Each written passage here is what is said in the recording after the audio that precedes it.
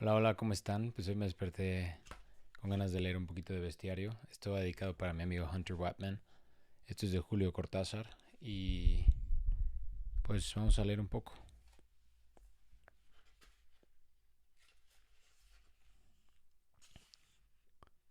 Nacido en Bruselas en 1914 durante una estancia temporal de sus padres en esa ciudad, Julio Cortázar es uno de los escritores argentinos más importantes de todos los tiempos.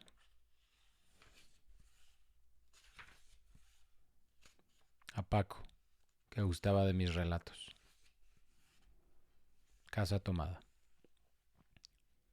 Nos gustaba la casa porque aparte de espaciosa y antigua, hoy que las casas antiguas sucumben a la más ventajosa liquidación de sus materiales, guardaba los recuerdos de nuestros bisabuelos, el abuelo paterno, nuestros padres y toda la infancia.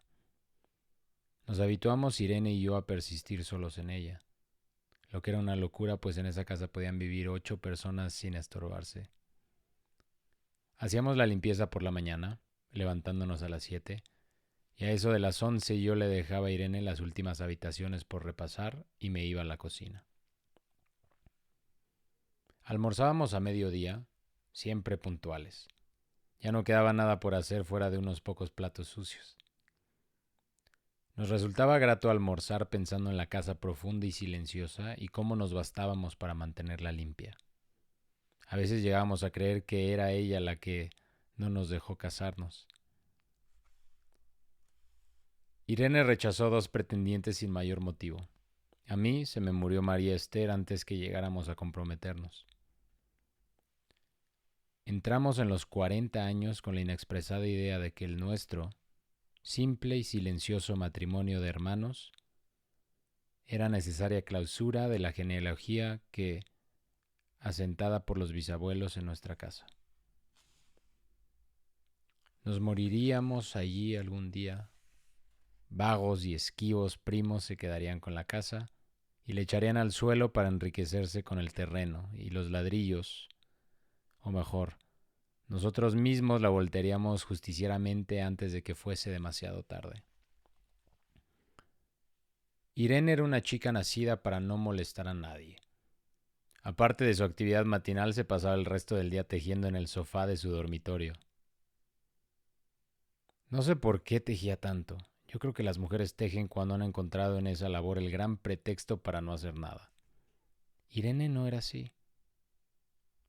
Tejía cosas siempre necesarias, tricotas para el invierno, medias para mí, mañanitas y chalecos para ella. A veces tejía un chaleco y después lo destejía en un momento porque algo no le agradaba. Era gracioso ver en la canastilla el montón de lana encrespada resistiéndose a perder su forma de algunas horas. Los sábados iba yo al centro a comprarle lana. Irene tenía fe en mi gusto. Se complacía con los colores y nunca tuve que devolver madejas. Yo aprovechaba esas salidas para dar una vuelta por las librerías y preguntar vanamente si había novedades en literatura francesa. Desde 1939 no llegaba nada valioso a la Argentina. Pero es de la casa que me interesa hablar. De la casa y de Irene, porque yo no tengo importancia. Me pregunto qué hubiera hecho Irene sin el tejido. Uno puede releer un libro, pero cuando un pullover está terminado no se puede repetirlo sin escándalo. Un día encontré el cajón de abajo de la cómoda de alcanfor lleno de pañoletas blancas, verdes, lila. Estaban con naftalina, apiladas como en una mercería. No tuve valor de preguntarle a Irene qué pensaba hacer con ellas. No necesitábamos ganarnos la vida. Todos los meses llegaba la plata de los campos y el dinero aumentaba. Pero Irene solamente le entretenía el tejido. Mostraba una destreza maravillosa y a mí se me iban las horas viéndole las manos como erizos plateados, agujas yendo y viniendo y 1 o 2 canastillas en el suelo donde se agitaban constantemente los ovillos. Era hermoso.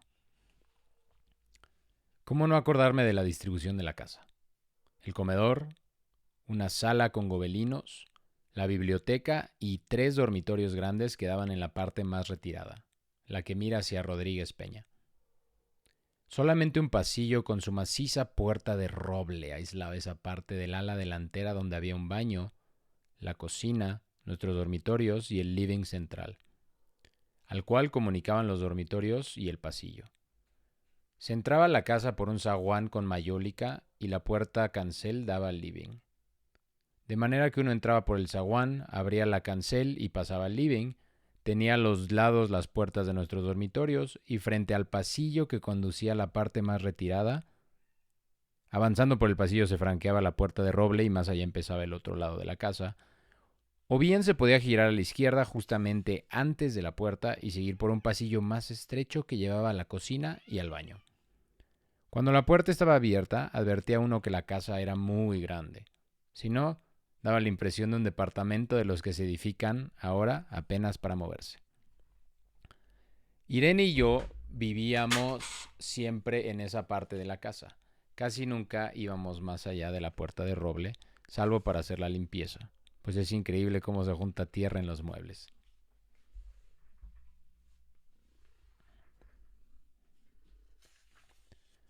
Buenos Aires sería una ciudad más limpia, pero eso le debe a sus habitantes y no a otra cosa.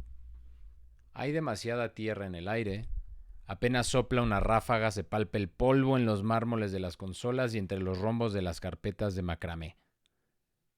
Da trabajo sacarlo bien con plumero, vuela y se suspende en el aire, un momento después se deposita de nuevo en los muebles y en los pianos.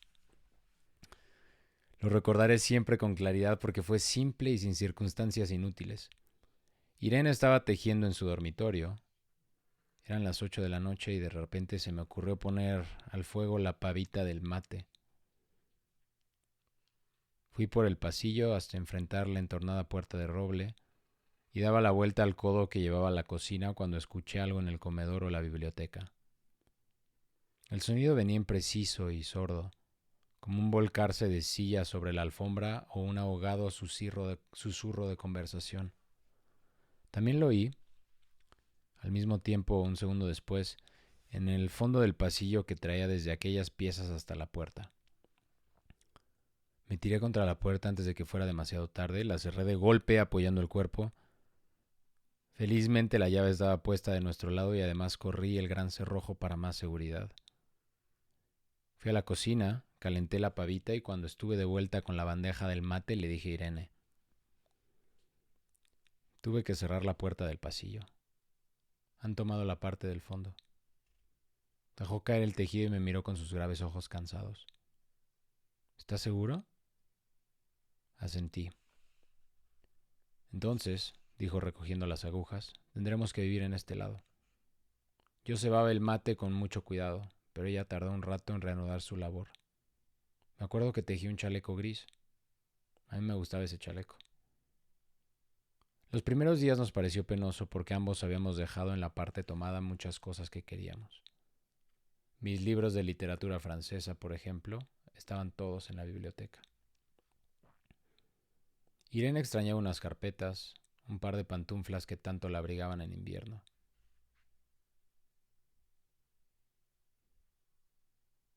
Yo sentía mi pipa de enebro y creo que Irene pensó en una botella de esperidina de muchos años. Con frecuencia, pero esto solamente sucedió los primeros días, cerrábamos algún cajón de las cómodas y nos mirábamos con tristeza. No está aquí. Y era una cosa más de todo lo que habíamos perdido al otro lado de la casa. Pero también tuvimos ventajas.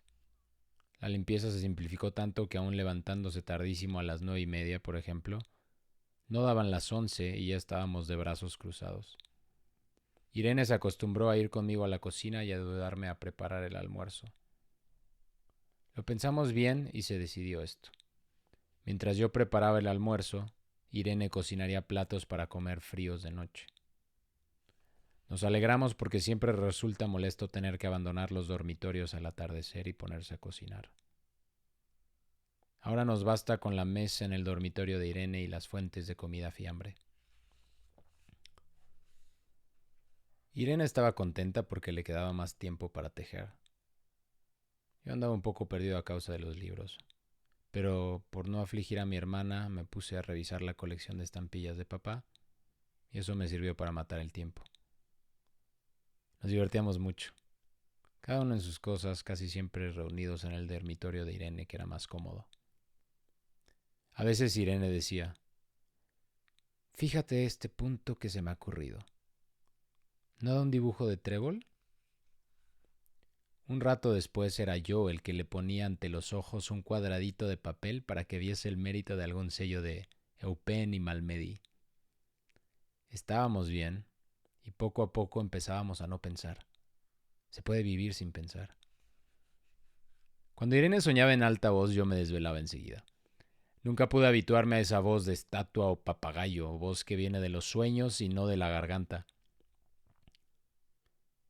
Irene decía que mis sueños consistían en grandes sacudones que a veces hacían caer el cobertor. Nuestros dormitorios tenían el living de por medio, pero de noche se escuchaba cualquier cosa en la casa. Nos oíamos respirar, toser. Presentíamos el ademán que conduce a la llave del velador, los mutuos y frecuentes insomnios. Aparte de eso, todo estaba callado en la casa. De día eran los rumores domésticos, el roce metálico de las agujas de tejer, un crujido al pasar las hojas del álbum filatélico. La puerta de roble, creo haberlo dicho, era maciza. En la cocina y el baño, que quedaban tocando la parte tomada, nos poníamos a hablar en voz más alta o Irene cantaba canciones de cuna. En una cocina hay demasiado ruido de loza y vidrios para que otros sonidos irrumpan en ella. Muy pocas veces permitíamos allí el silencio. Pero cuando tornábamos a los dormitorios y al living, entonces la casa se ponía callada, y a media luz hasta pisábamos más despacio para no molestarnos. Yo creo que era por eso que de noche, cuando Irene empezaba a soñar en alta voz, me desvelaba enseguida. Es casi repetir lo mismo salvo las consecuencias. De noche siento sed, y antes de acostarnos le dije a Irene que iba hasta la cocina a servirme un vaso de agua. Desde la puerta del dormitorio, ella tejía, oí el ruido en la cocina. Tal vez en la cocina o tal vez en el baño porque el codo del pasillo apagaba el sonido. A Irene le llamó la atención mi brusca manera de detenerme y vino a mi lado sin decir palabra.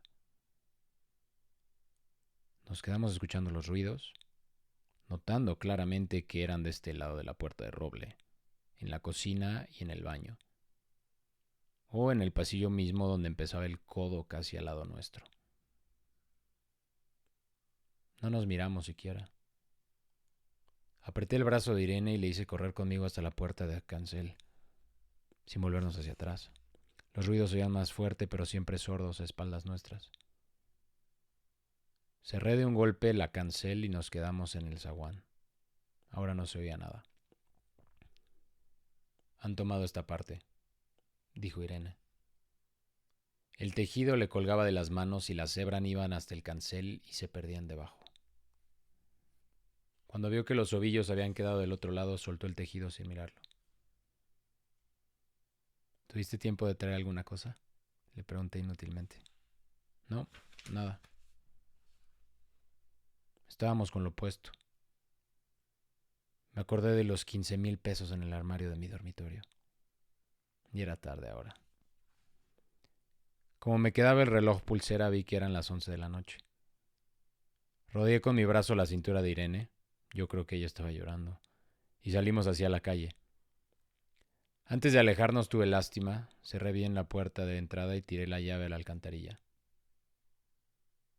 No fuese que algún pobre diablo se le ocurriera robar y se metiera en la casa, a esa hora y con la casa tomada.